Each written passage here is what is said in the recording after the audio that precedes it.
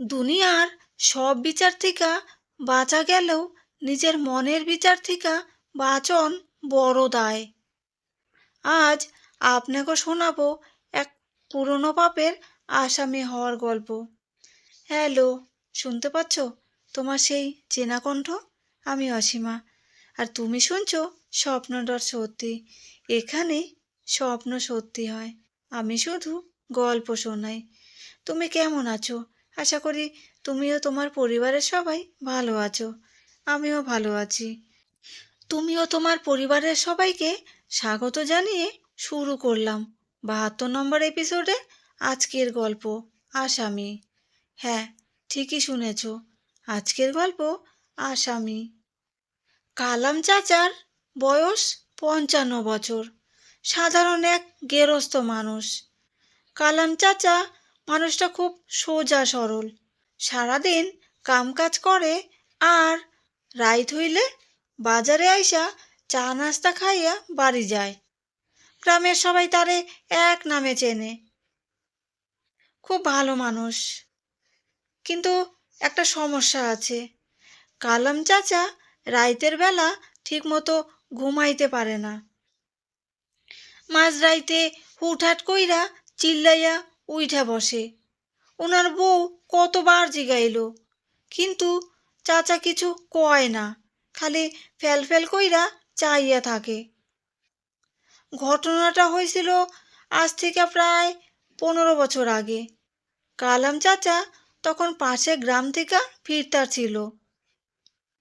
রাত তখন বেশ ভালোই হয়েছে, চারদিকে ঘুটঘুটে আন্ধার। সাইকেলে কইরা আসার সময় হঠাৎ রাস্তার মোড়ে একজনের লগে ধপাস কইরা ধাক্কা লাগলো। লোকটা চিল্লাইয়া রাস্তার পাশের ড্রেনে পইরা গেল। কালাম চাচা তো পুরাই ডরাইয়া গেল। সে ভাবল, লোকটা যদি মইরা যায় তাইলে তো তার জেল হইয়া যাইব।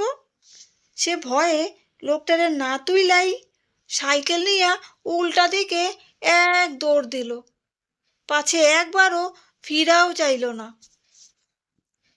পরদিন সকালে সে খবর পাইল ওই লোকটা আসলেই মইরা গেছে। কেউ কোনোদিন জানলো না ওই রাইতে আসল ঘটনাটা কি ছিল। পুলিশ দারোগা কিচ্ছু হইল না, কিন্তু কালাম চাচার মনের ভেতরে যে এক চোর বইসা রইল, সেই দিন থেকে সে নিজের কাছে নিজে আসামি হইয়া গেল। এখন বুড়া বয়সে আইসা কালাম চাচার খালি মনে হয় ওই লোকটা তার পিছে পিছে হাঁটতাছে। একদিন মাগরিবের পর সে যখন বাড়ি ফিরতা ছিল, দেখলো আন্ধার রাস্তার মোড়ে একটা বড় লোক খাড়াইয়া আছে। লোকটার মুখ দেখা যায় না, খালি গায়ের জামাটা সেই পুরনো বছর আগের লোকটার মতো। কালাম চাচার তো হাত পা কাইপা কুলা দিতেছে। সে চিল্লাইয়া বইলে উঠল, আমারে মাফ কইরা দাও ভাই, আমি ইচ্ছা কইরা তোমারে ধাক্কা দেই নাই। লোকটা সামনে আইতেই চাচা দেখলো সে আসলে পাশের বাড়ির রহমত। রহমত কইল, চাচা আপনি এমনে চিল্লাইতেছেন কেন?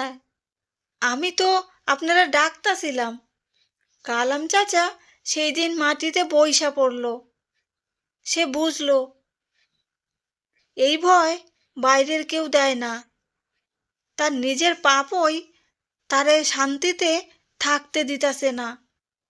সেই রাইতেই সে ঠিক করল, কাল সকালে ওই মরা লোকটার বাড়ি গিয়া সব সত্য কথা কইব আর তাকে সাহায্য করব। এই কথা ভাবার পর 15 বছর পর কালাম চাচা সেই দিন রাইতে শান্তিতে একটু ঘুমাইতে পারল। তো এই ছিল আজকের গল্প।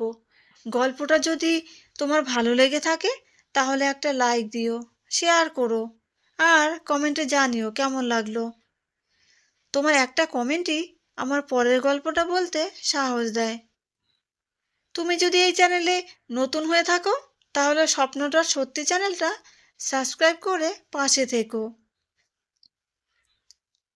আর যদি তুমি আগে থেকেই সাবস্ক্রাইব করে পাশে আছো, তাহলে তোমাকে অসংখ্য ধন্যবাদ। আর একটা কথা, আমার একটা হিন্দি চ্যানেল আছে, সফর কে সাথ। তুমি যদি হিন্দি গল্প শুনতে ভালোবাসো, তাহলে সফর কে সাথ চ্যানেলটা সাবস্ক্রাইব করে পাশে থেকো আর গল্প শুনে নিও। আশা করি তোমার ভালো লাগবে।